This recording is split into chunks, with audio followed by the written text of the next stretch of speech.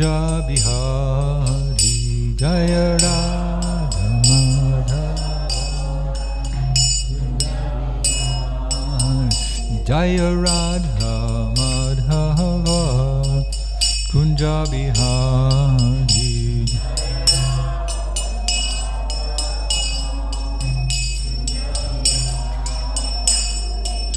Gopijana Vallabha Girivardhari Jaya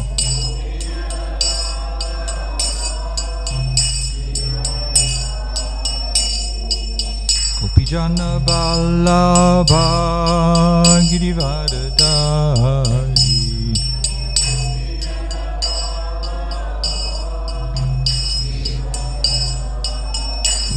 Yashodanandana Brajajana Ranjana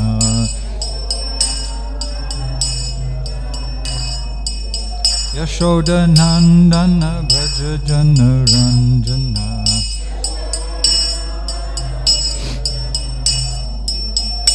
Yamunatira Banachari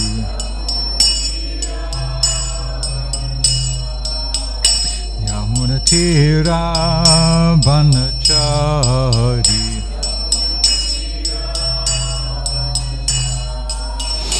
Jaya Radha Madhava Kunja Bihari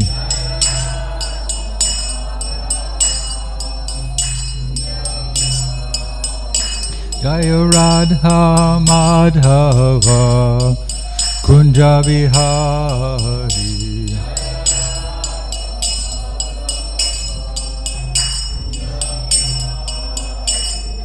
Gopijana Vallabha Girivardhari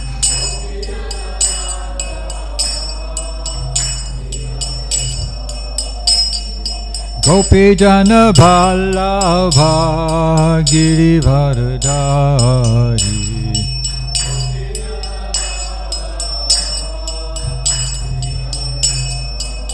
Yashodanandana Brajajana Ranjana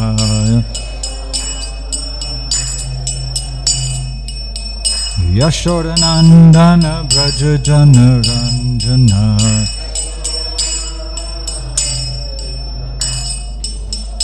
Jamunatira Banachari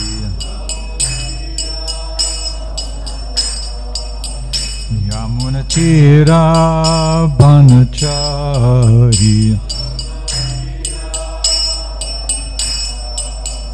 Jaya Radha Madhava Kunja Bihari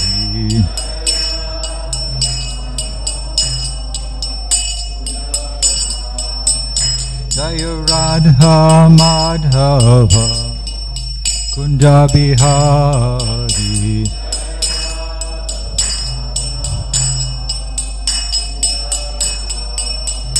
Hare Krishna Hare Krishna Krishna Krishna Hare Hare Hare Rama Hare Rama Rama Rama Hare Hare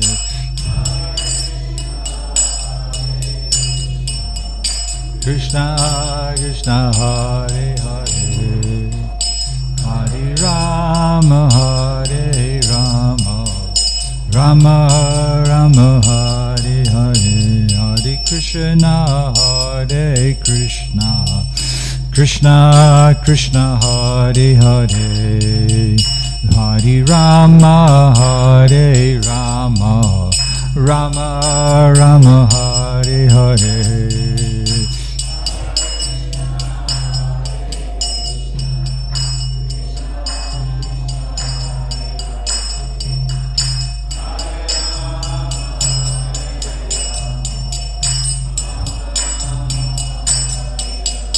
Hare Krishna Hare Krishna Krishna Krishna Hare Hare Hare Rama Hare Rama Rama Rama Hare Hare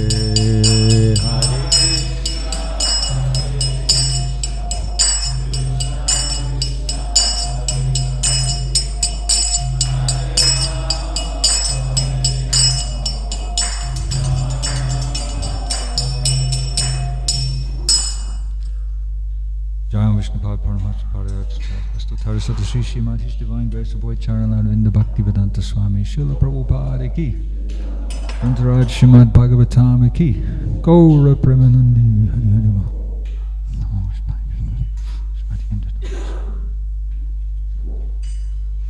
Om Namo Bhagavate Vasudevaya. Om Namo Bhagavate Vasudevaya. Om Namo Bhagavate Vasudevaya.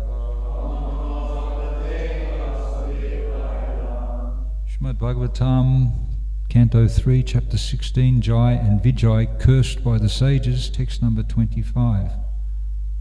Yam vana yoda mama disha bhavan vidate Vrittim nuvatat unamamahi Vrittim nuvatat anumanmahi nirvyalikam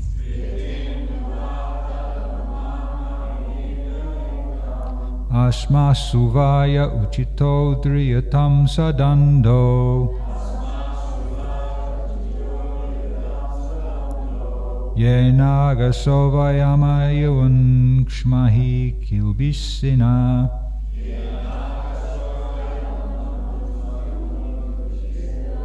Yam vana yoda mamadisha bhavan vidate Vrittim nuvatadunman anuman mahi nivyalikam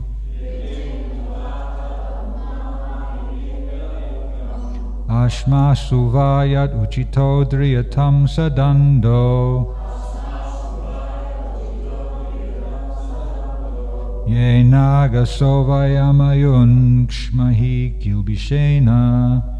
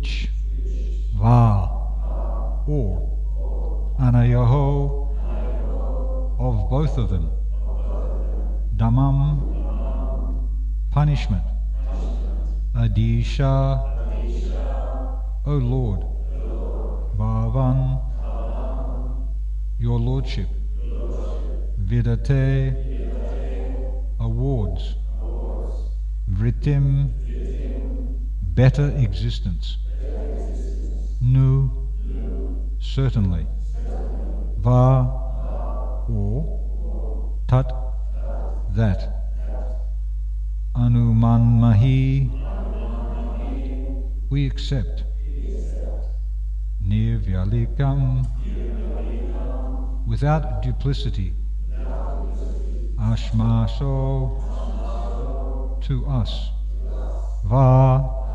or, yaha, whichever, uchitaha, is proper, driyatam, may be awarded,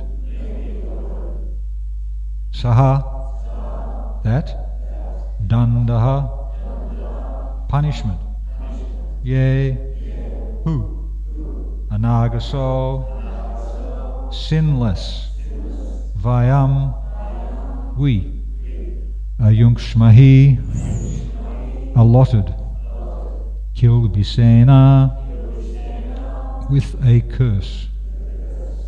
Translation and purport by Srila Prabhupada.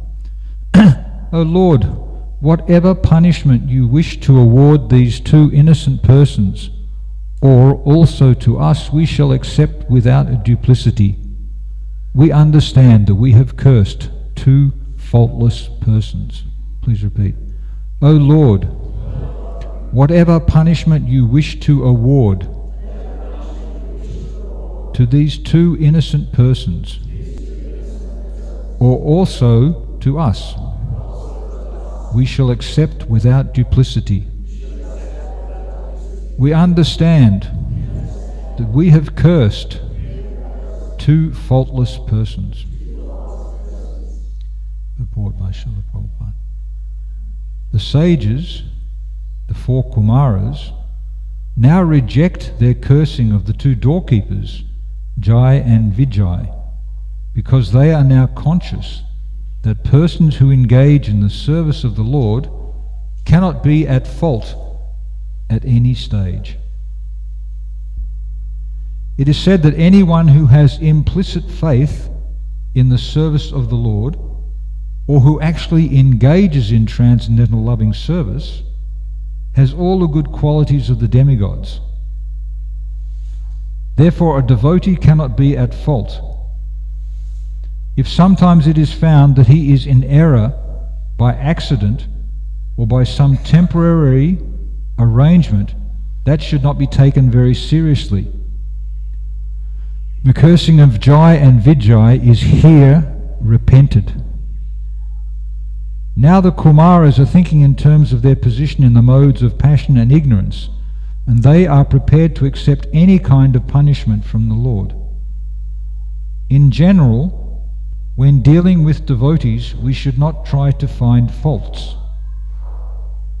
In Bhagavad Gita also, it is confirmed that the devotee who faithfully serves the Supreme Lord, even if found to commit a gross mistake, should be considered a sadhu, or saintly person. Due to former habits, he may commit some wrong, but because he is engaged in the service of the Lord, that wrong should not be taken very seriously. Om Gyan Timarandasya Gananjana Shalakaya Chakshurshun Militam Jena Tasmai Shri Gurave Namaha. I was born in the darkest of ignorance. My spiritual master, he forced my eyes open with the torchlight of transcendental knowledge. Therefore I have my respectful obeisances unto him.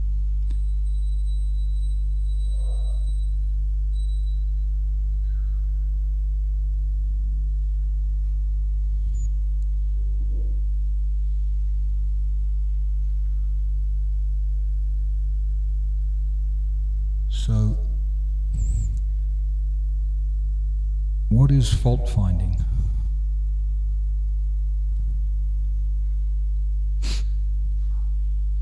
takes intelligence to be able to see things as they are, to be able to discriminate.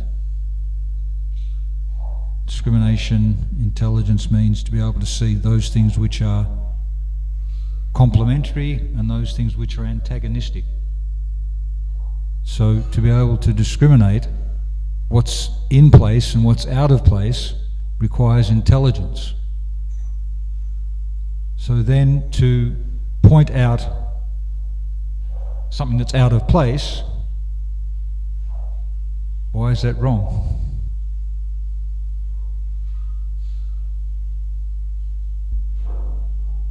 It depends on the circumstances. Depends on who's pointing it out and to who. In the life and pastimes of Lord Chaitanya, there are a couple of personalities who exemplified the right and the wrong way to point out something that was out of place. So Lord Chaitanya, he teaches by different methods, and sometimes his associates are examples. They're exemplary displays of a particular quality. There's 4 personalities that Lord Chaitanya employed. Haridas Thakur, tolerance. Ramananda Roy, renunciation. Sanatan Goswami, humility. Very profound, exemplary humility. And the 4th person in that category is Damodar Pandit. Damodar Pandit exemplified objective criticism. Objective criticism. Damodar Pandit was an associate of Lord Chaitanya, as these other 3 personalities were. And he was staying with him in Jagannath Puri. Lord Chaitanya had taken sannyas and he was residing in Jagannath Puri. So Damodar Pandit had a reputation for being exemplary in his following of the principles, of being a very staunch devotee. And he observed that Lord Chaitanya was giving his mercy to a very attractive young man, a young boy. Damodar Pandit understood the situation of this young boy, that his mother was also reasonably young and quite attractive and not married. So Damodar Pandit, he brought to the Lord's attention that you shouldn't be doing this. You shouldn't be giving your mercy to this young gentleman, because people will talk because of the association between the son and the mother, and then this family connection. It said, love me, love my dog. So if you're showing affection to the children of a particular family, then it indicates that you're also showing affection to the family. And for a sannyasi, that's dangerous, risky. People will talk. Lord Chaitanya obviously was aware of the needs of this young gentleman and was encouraging him. But Damodar Pandit, he overstepped the bounds of familiarity. He was close to Lord Chaitanya and he felt confident enough, intimately associated with Lord Chaitanya, that he could bring to the attention of the Supreme Personality of Godhead a fault. Your behavior is not correct. You shouldn't be doing this. Lord Chaitanya, his response at different times, because Damodar Pandit had a habit of doing this, he sometimes would just fob it off and play it down, consider it a light saying, just like sometimes people will speak to us and they'll mention, you got out of bed the wrong side today, or how's your business? Different things like that, and we take it as light talk. So sometimes Lord Chaitanya would regard it like that. Inwardly, he felt happy But outwardly, Lord Chaitanya expressed anger sometimes. How dare you? Why should you be instructing me like this? After a certain period of time, he decided that it was not good for Damodar Pandit to perform this service. And sometimes we have prescribed service, sometimes we do service which is not prescribed service, and it's actually a disservice. In some temples there's a lot of shoes outside the temple, and people take it upon themselves to arrange the shoes in a neat and orderly fashion. And when the guests come out and go and look in the place where they put their shoes, they're not there. So it creates confusion. So it's not necessarily a service. So Lord Chaitanya, for the welfare of his associate Damodar Pandit, he suggested, my dear, I don't know whether he called him Damo or some shortened name, but he had an affectionate way of dealing with, my dear Pandit, probably, Pandit, my dear Pandit, you are such an exemplary character and you are very well known for your strictness and your good behavior. I think it would be good for you to go to Navadvip, where you can assist my mother, look after Mother Sachi, and help people in the other devotees there to uphold high standards. This is a good job for you. So he was tolerated, he was appreciated, but for his welfare he was asked to go and render service somewhere else.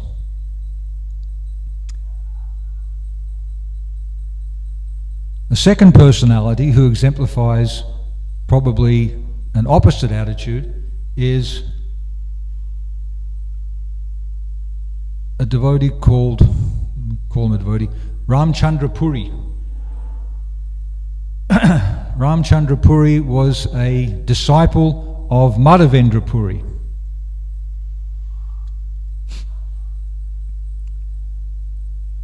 The Gauraganda Deshatipika describes that Ramchandra Puri in Krishna's pastimes was Srimati Radharani's mother-in-law, Jatila,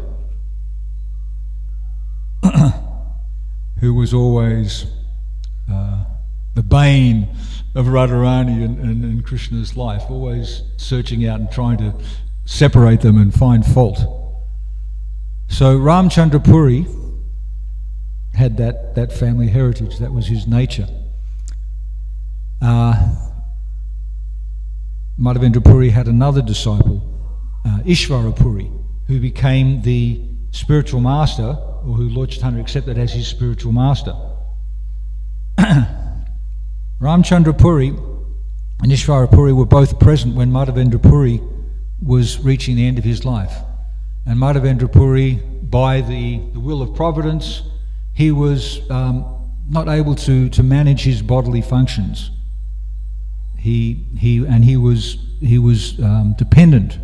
So Ishvara Puri served him very nicely. Ishvara Puri was very pleasing to his spiritual master, and he got the mercy of his spiritual master. He got the blessing, so much so that Lord Chaitanya accepted him as his spiritual master.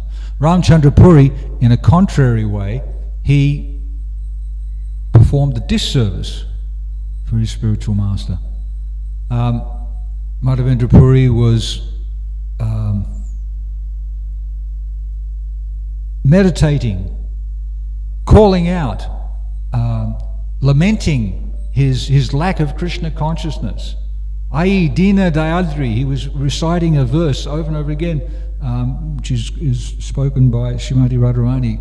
Where are you? I can't remember the exact details of the verse, but he was petitioning the gopis. I want to get gopi, gopi, gopi in vernacular language. Ai Dina Dayadri. And Ramchandra Puri heard that, and he came in and he thought, in his disturbed fashion, there's something wrong with my spiritual master. He should not be calling out the names of the gopis. He should be meditating on the limitless Brahman. He should be getting that at this time of his life. That's what he needs. So he instructed his spiritual master. And Madhavendra Puri just was, he couldn't. As I said, he couldn't maintain his bodily functions. Ishvara Puri had to bathe him and help him to go to the bathroom and all sorts of things like that. So he was in a distressed condition, but still hoping, because he was the embodiment of love of God. He was the first one who introduced the mood of service to Radharani and Krishna. So Ramchandra Puri, misunderstanding the mentality of his spiritual master, he advised him, pointed out a fault. You shouldn't be doing this, you should be doing this. Madhavendra Puri couldn't tolerate it. He said, "You rascal, here I am in my life, and you're trying to tell me to meditate on Brahman? Get out of here. I never want to see your face again. You're condemned. Go away. No blessings on you." So Ramchandra Puri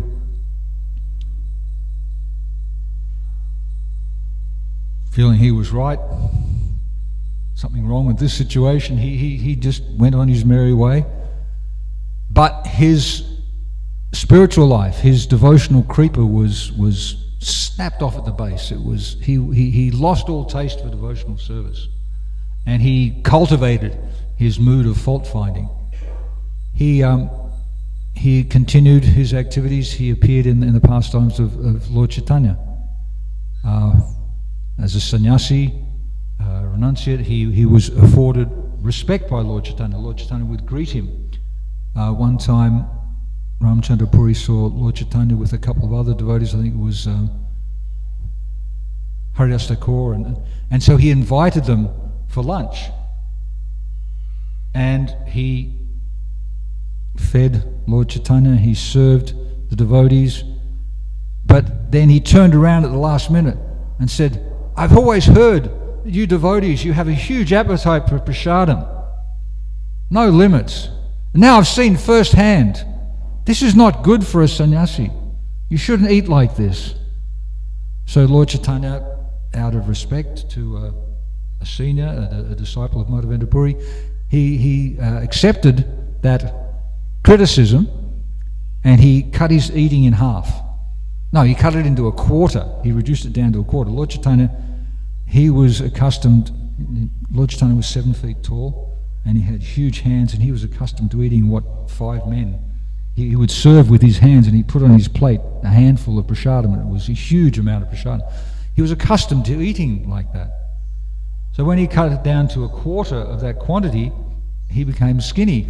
He lost weight and lost condition, and his other disciples, they were concerned. They were encouraging. "What are you doing? This guy's a nonsense. Why are you listening to him?" But he just, out of respect, accepted his admonition. Another time, Ramchandra Puri came to the house, and he brought some sweets. He wanted to offer some nice prasadam. He brought some sweets, and then the devotees, they took prasadam. He came back later. Ramchandra Puri came back later. We would go back afterwards to see if there's any remnants. But look, Ramchandra Puri, he came back and he noticed there's some sugar on the ground. And he was saying, "You guys are just sense gratifiers. You're just absorbing yourself in gorging on all of these incredible prasadam delicacies. This is not good for renunciates. You're sense gratifiers." And Ramchandra Puri, he just again stayed around for a while. The devotees petitioned Lord Chaitanya, we don't want you to continue eating like this. Lord Chaitanya eventually he increased his prasadam to half what he normally ate. And then after a while, Ramchandra Puri disappeared. He wasn't in the vicinity. So we can learn from his example that different disciples of the same spiritual master have different qualities, different degrees of mercy, different degrees of blessing, different levels of advancement, and that what's that verse? Yasya prasadat bhagavat prasado, yasya prasadat nagati katopi, If you please your spiritual master, you can make spiritual advancement. But if you displease the spiritual master, then there's no way you can make spiritual advancement. So in this instance, Ishvara Puri, he pleased his spiritual master and he became accepted as the spiritual master of Lord Chaitanya. Ramchandra Puri was condemned to a life not of a devotee but of a dry jnani. And this is just an example of the effect of pointing out at the wrong time, in the wrong way, in the wrong attitude, some fault, some discrepancy.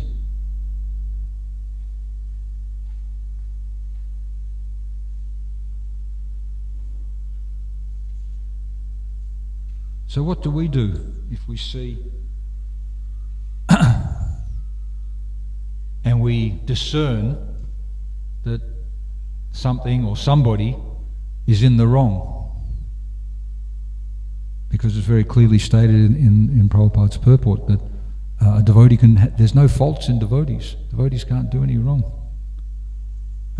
Even if they display some abominable activity, if it appears to be that they've fallen down, then we shouldn't get caught up. We shouldn't point out such a thing, because just by being a devotee, by being engaged in devotional service, even one of the sentences, even if one just has faith in devotional service, not necessarily even doing devotional service, but have faith, like if other people, non-devotees, if they see devotees engaged in devotional service and they think, oh, that's nice, or that's devotional service, they get uplifted. So just the process of devotional service is so purifying that anybody who is connected with devotional service, they cannot be considered to be at fault. Cannot be considered to be at fault. And any misdemeanor, any aberration, in due course of time it will be rectified. We can say it's due to past bad habits. But there's no excuse if somebody just continues to do it again and again. That's said to be an accidental slip up, an accidental fall down. If it's intentional, I'm a devotee, just like the seventh offence in chanting the holy names, to commit sinful activities on the strength of the holy name, to make a planned deviation from proper behaviour, then that's not acceptable, and it's once, twice, 3 times you're out. You then get considered, you get downgraded. Oh, this person, they're a weak devotee. I won't associate with them. But if we find we're in a situation where somebody is pointing the finger at us, criticizing, what can we do? What can we do? There's different levels of response.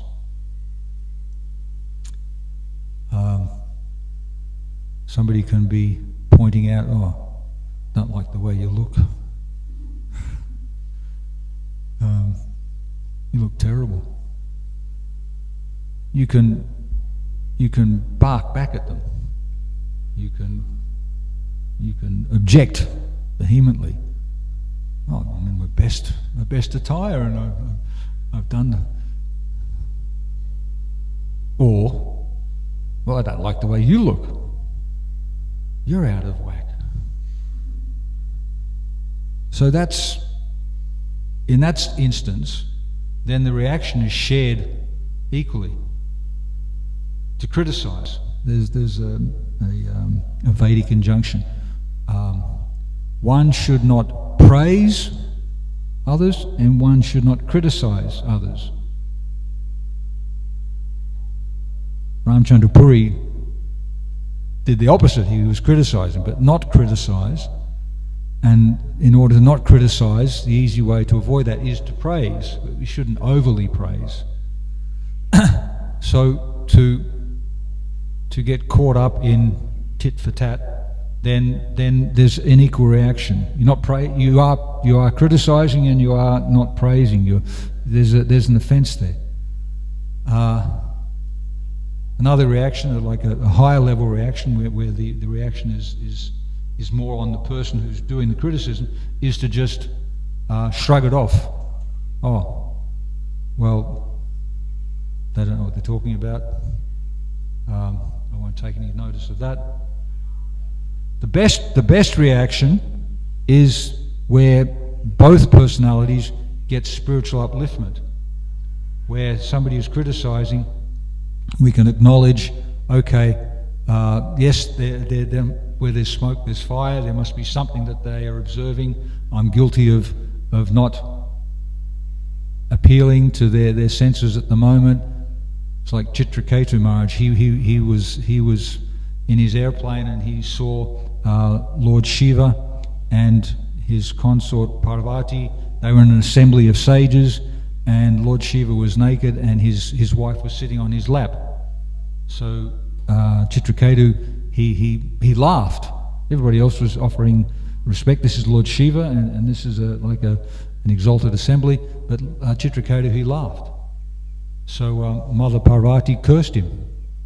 And he accepted the curse. He said, "Dear Mother, okay, this is the intention of the Supreme Personality of God. I accept the curse." The curse was that he was to become a demon. Fortunately, the demon was a devotee. He was in a demoniac form, but he was a devotee, so it all worked out well. So to accept that there's some fault, but to wish the other person who's pointing it out, wish you well, to be a well-wisher. Okay, thank you. I hope you don't get into trouble for going beyond your means. If your spiritual master is having trouble, you don't approach the spiritual master, "Hey, why are you doing that?" You have to observe the spiritual master, and then you can bring it to the attention of the authorities. I think there's something. Can somebody come in, step in, and help my spiritual master?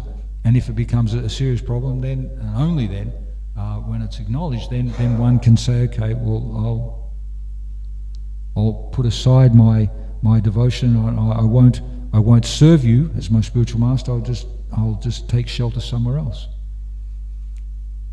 So there's different ways of dealing in these different circumstances, and fault finding, it's a sign of intelligence, but at the right place, at the right time, in the right mood, to the right person, and seeing how it is accepted is another thing. If we commit offences to devotees, then the proper way to clarify, to rectify an offence is to go and to beg forgiveness from the devotee. And sometimes the devotee will acknowledge and say, "Okay, I forgive you. I didn't even notice what you're talking about." Or otherwise, they say, "Oh, I'm so offended." And so then, in such a circumstance, if you're not getting excused for an offence, then that offence will stay. So you have to work out a way to serve the devotee so that they become favourably inclined towards you and say, "Okay, you committed an offence, but now you're in the good books again afterwards." So Jai and Vijay, faultless devotees, the four Kumaras, saw that they were not being allowed entrance. They reacted from the modes of passion and ignorance and cursed them. Now they're repenting. They're repenting. There's some remorse. There's some, okay, I've done something wrong, and they're admitting, I'll accept whatever punishment you want to administrate without duplicity.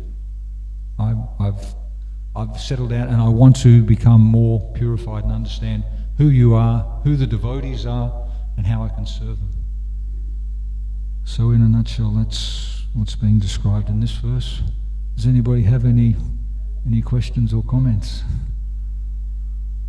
Rupa, I saw his hand go up quick.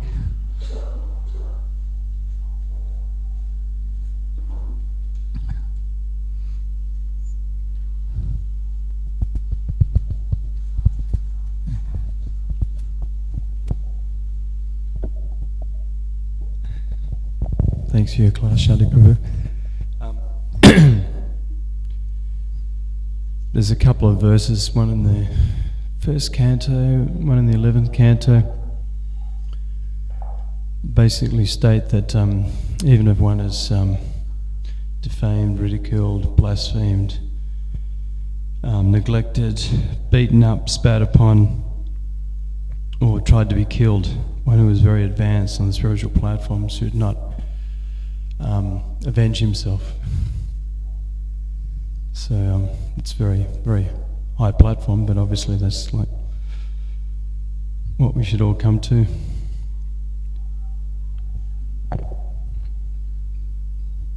Yeah, Lord Jesus Christ, he said, turn the other cheek, and if one is criticised or attacked, then, as we say, we can think, okay, this is a reaction, there's something I've done wrong. But another devotee witnessing such a thing should not tolerate it, because the person who is imposing those things, then they're getting implicated in offence, great offence. So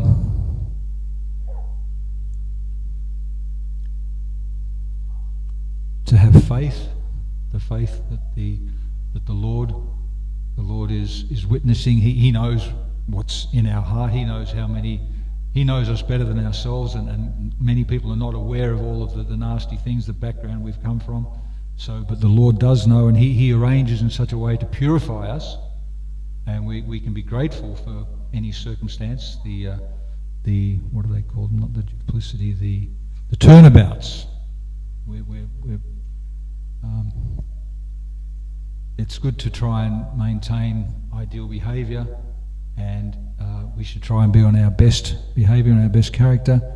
But sometimes the Lord might beat us around the head with a lump of 4x2. He'll do that. During Haridas, he was chastised. He was driven away from the Lord's association, and eventually he committed suicide because he couldn't get back into the Lord's association. But the Lord Chaitanya was using him as an example that you should be very strict in your behaviour. So there's nothing too bad that can happen to us. And even if we get killed, then we'll get another body because we've been engaging in devotional service, and hopefully that will be an improvement.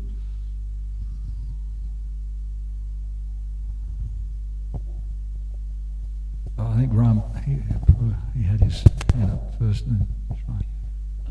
I remember some years ago, there was a devotee here, and I was party to sort of criticising things that were going on, and not to say that the things weren't going on, but I remember thinking later, after I'd missed the opportunity, that we always have the opportunity to either be part of the problem or part of the solution.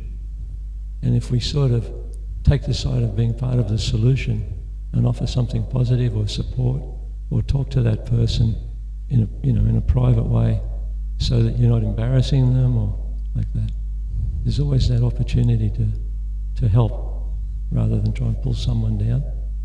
And I was also reading recently that as we practice Krishna consciousness, our need to defend ourselves should actually reduce, isn't it? That someone only has to look at me the wrong way and I'm immediately, but that story in Charitamrita, I can't remember the names, but that someone set this devotee up to make it look like he was worshipping the Durga.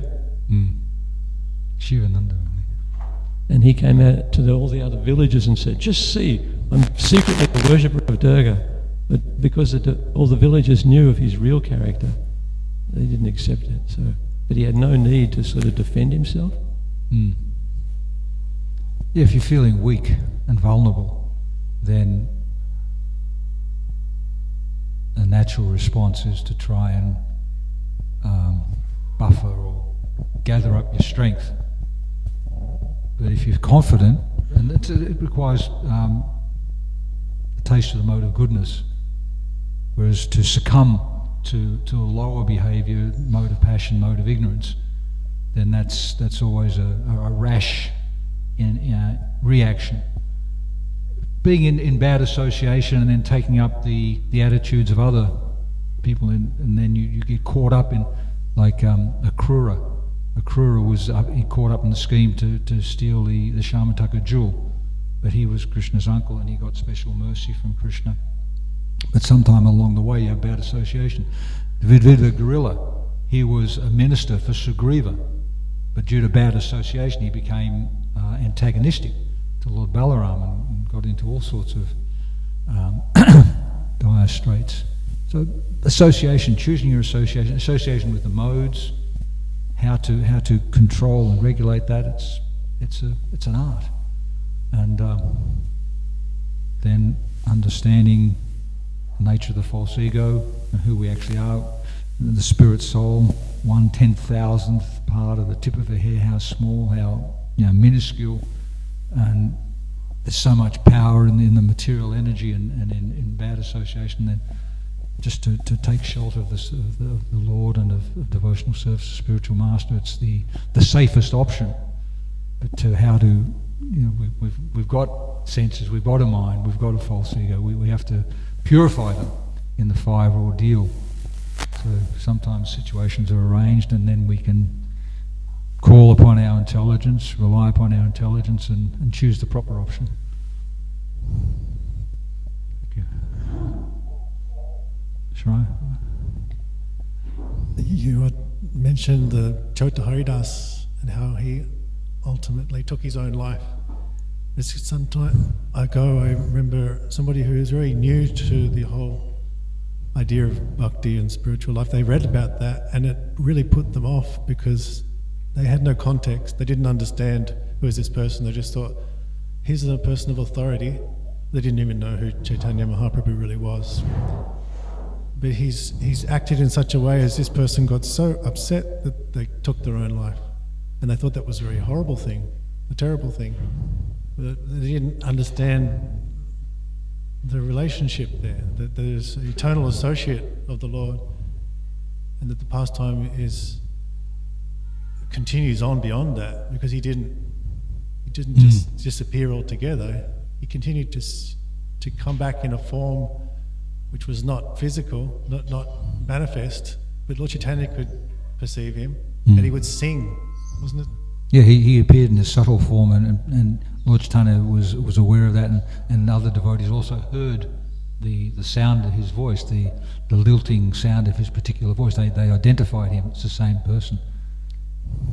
So in the broader picture, it was clearer that this is not an ordinary situation where somebody has been harshly criticized and they've gone and just done themselves an injury.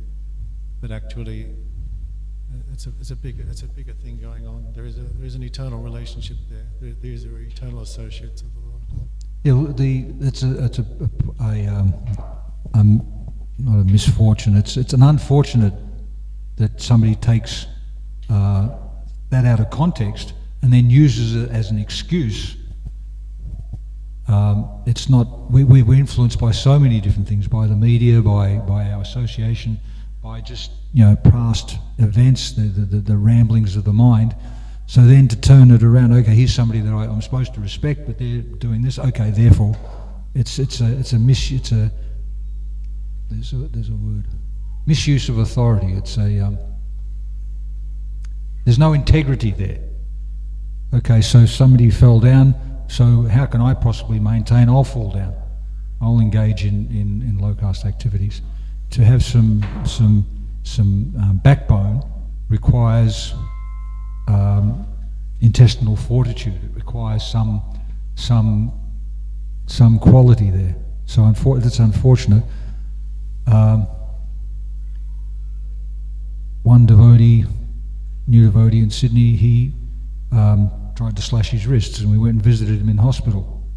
And the nurses left us alone, and so we were talking in such a way as to try and motivate him, to get him up and out of his down mood. So we were encouraging him. You didn't do a very good job. You could have done better than that. So afterwards, we thought, well, the nurses are probably hearing this. What these guys are encouraging him? It's something amiss here. But due to the relationship, and eventually he stayed. He's good. So when you hear criticism, when they said that if you hear or you see, you witness some conflict between husband and wife, you shouldn't take sides, because the analogy is given. It's just like two goats butting their heads together. You see goats, they just naturally fight. They butt their heads together, and it's their association. And some that's the nature of some relationships. They've got to be coarse and strong, and there's love there. If there wasn't love, then there wouldn't be a botheration to try and correct each other, to support each other in such a way. So it's, human behaviour is difficult, and we have to have some substance to our understanding, and if we don't, then that's a misfortune.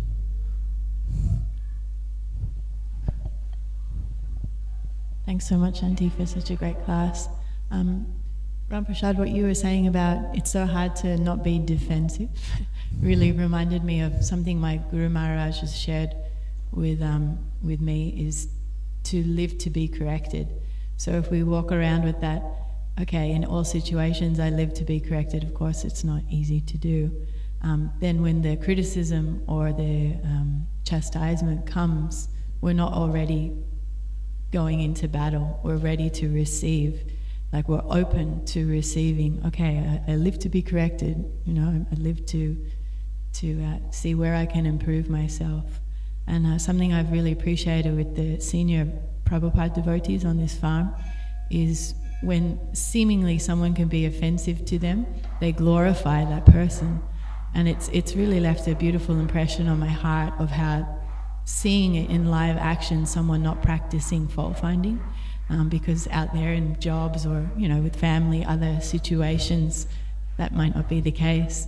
And so to be here amongst senior Vaishnavas practicing that has really left a great impression on me personally. So I just want to thank them for that. Yeah, it's nice. You see examples of I remember I was in the temple for 3 weeks, and just knew, wet behind the ears, bhakta, and looking at devotees and thinking how great I was. But after reflecting and spending a little bit longer, I realised these exalted souls, they're tolerating so much of my ineptness and stupidity and just encouraging me. So to recognise and appreciate the support that is available in good association, and to value feedback, constructive, objective criticism. The person has to be in a position where that's accepted. It's not just anybody you can impose certain standards, your standards upon.